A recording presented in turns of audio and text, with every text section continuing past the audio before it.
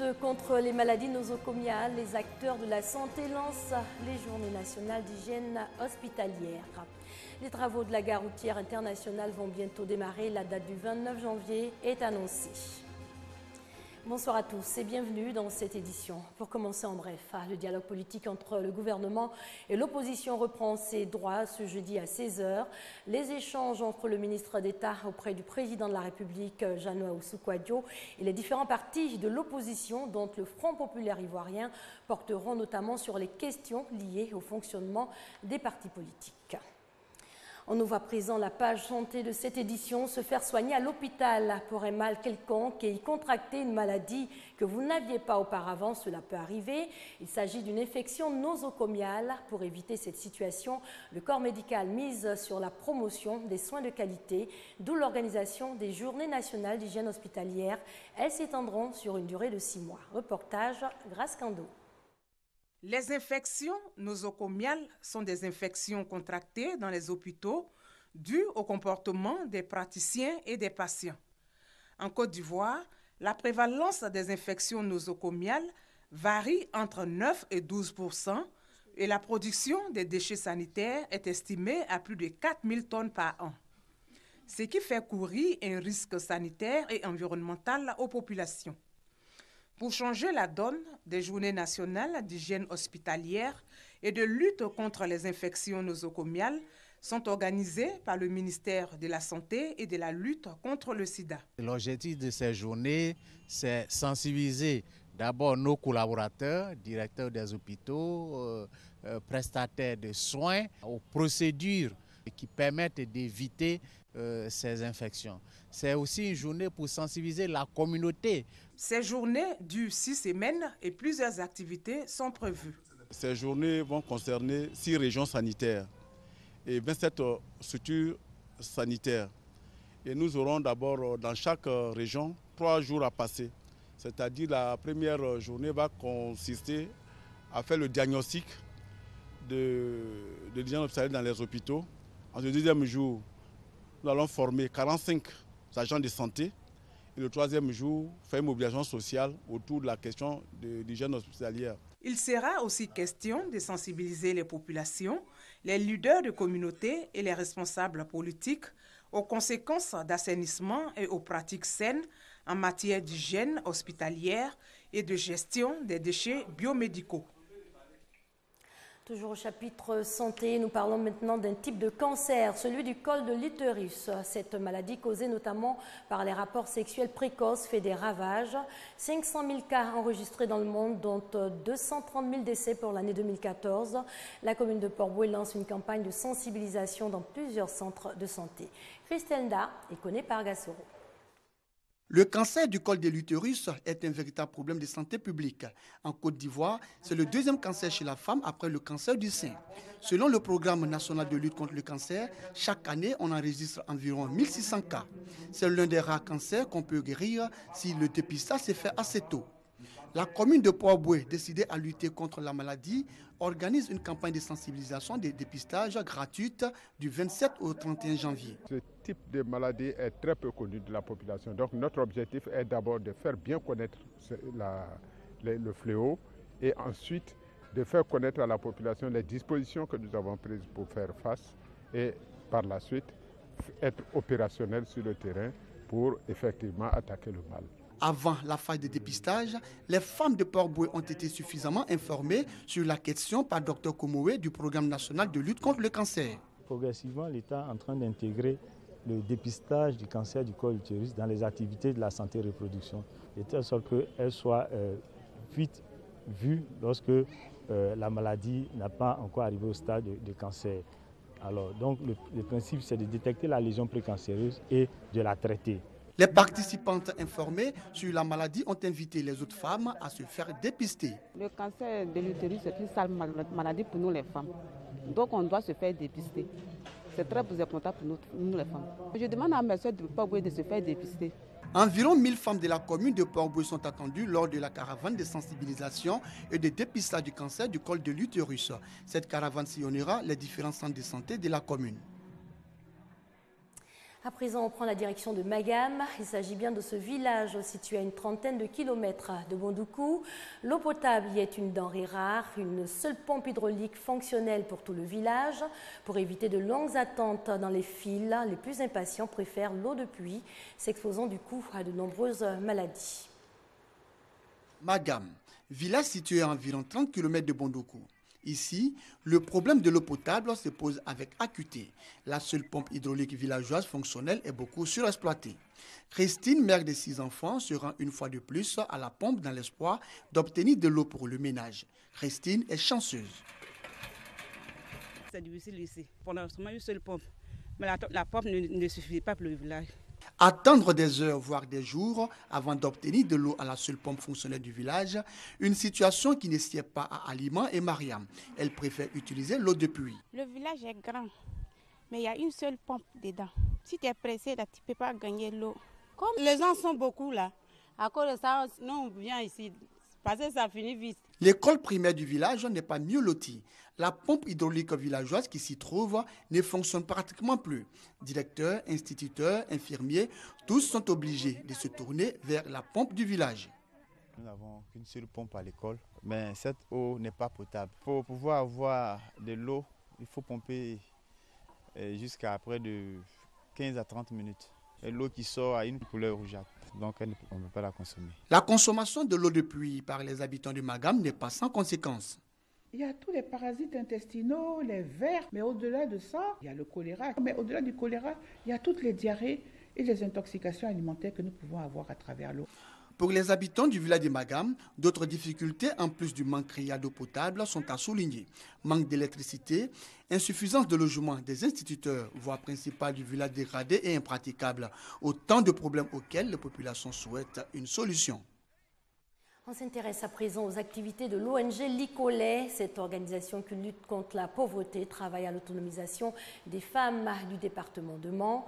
Le reportage de Eve Boué pour plus de détails. À Gwekanguné, gros village du département de Mans, l'essentiel des activités des femmes se résume aux travaux champêtres et autres menus tâches génératrices de revenus. Les gains ne sont pas négligeables, mais la question de la gestion préoccupe. On travaille en brousse, on vient dans ce village. Des fois, on gagne 150 000, mais on ne sait pas où il faut mettre. Appartenir à un groupement, une ONG, Licolet, financée par Oziwa International, y encourage les femmes.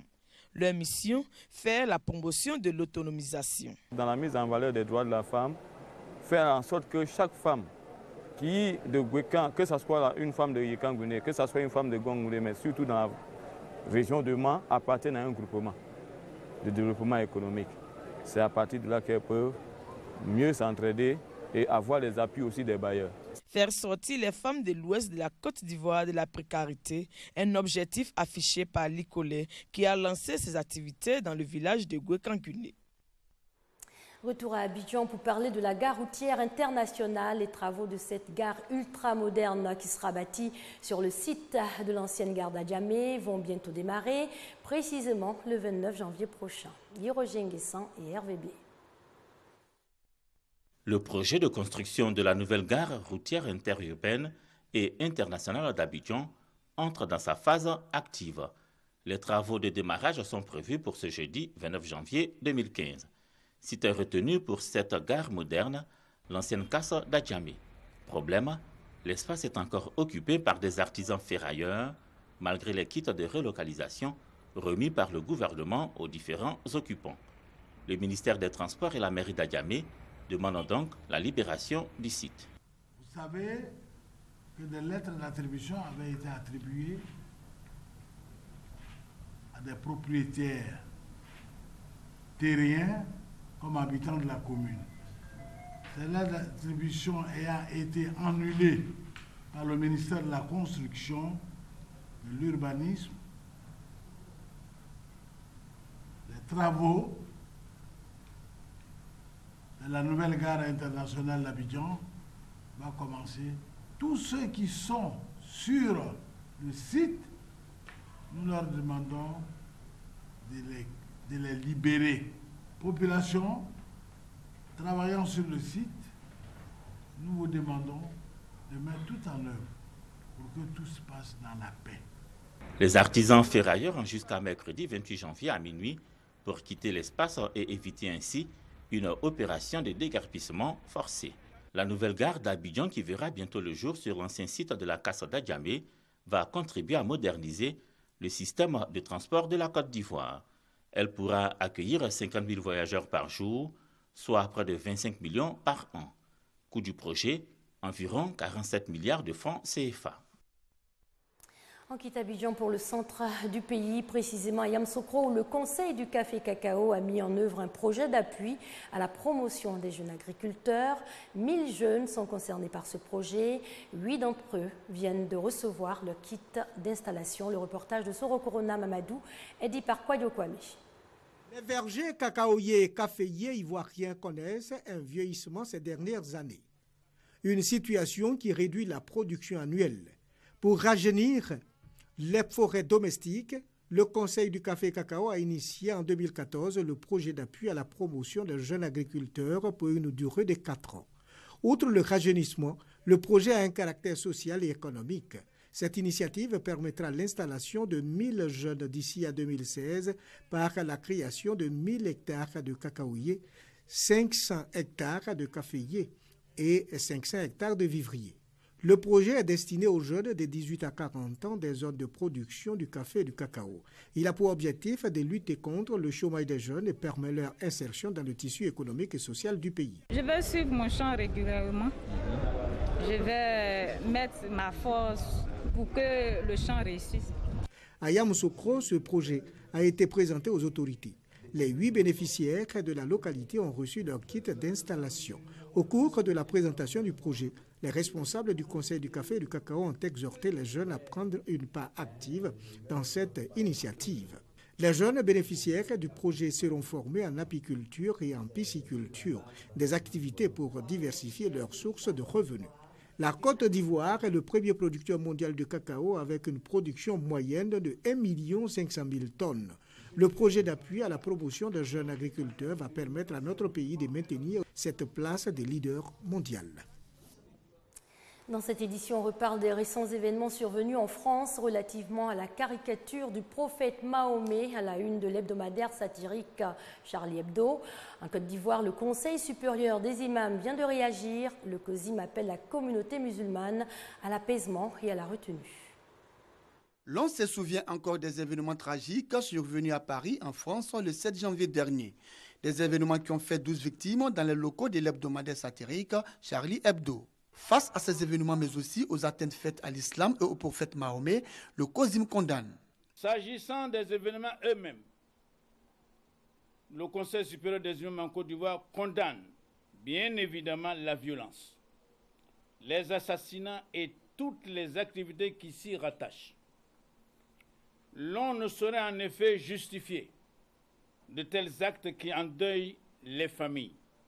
Dans le même temps, le dénigrement permanent, la volonté de nuire à l'aura, au prestige et à la vérité intrinsèque de l'islam sont autant d'actes destinés à saper, sinon les bases de notre religion, du moins à pousser les musulmans à des réactions qui leur sont aussitôt reprochées. Le Conseil supérieur des imams exhorte par ailleurs l'ensemble de la communauté musulmane à prôner la paix, l'amour et la tolérance, des vertus chères à l'islam selon l'imam Sékou Sylla. Le COSIM se félicite du climat apaisé qui règne dans notre pays et invite chacun à œuvrer, à prier pour le renforcement de la cohésion sociale. Il invite chacun au niveau national et dans les relations internationales à faire preuve d'équité et de respect mutuel. Le Conseil supérieur des imams en Côte d'Ivoire réitère son appel à la patience, à l'esprit de tolérance. Pour terminer, le COSIM recommande aux croyants de garder leur sérénité tout en rejetant les solutions extrêmes de violence et de confrontation. En bref, 5 mois après l'avoir fermé, le Sénégal rouvre sa frontière avec la Guinée. Selon les autorités sénégalaises, d'importants efforts ont été faits par la République de Guinée pour combattre le virus Ebola. 70 ans après Auschwitz, le monde entier et particulièrement l'Europe se souvient du génocide nazi. Le camp d'Auschwitz en Pologne fut le plus grand camp d'extermination construit par le Troisième Reich. Plus d'1 million de personnes y ont été tuées, dont plus de 90% de juifs. C'était entre 1940 et 1945. L'anniversaire de la libération du camp d'extermination nazi d'Auschwitz est aussi la journée internationale d'hommage aux victimes de l'Holocauste. Et puis pour terminer, football, Cannes 2015, les deux rencontres de la journée. L'Afrique du Sud était face au Ghana. Le Ghana qui s'est qualifié face à l'Afrique du Sud avec 2-1. Et du côté du Sénégal, l'Algérie donc est qualifiée. L'Algérie qui bat le Sénégal 2-0. Demain, la Côte d'Ivoire affronte le Cameroun. Un match coup près. En cas de match nul, il faudra attendre le tirage au sort pour connaître les qualifiés de cette poule pour les quarts de finale. C'est la fin de cette édition. Merci à vous de l'avoir suivi. Excellente soirée sur les antennes de l'RTI, la marque du service public.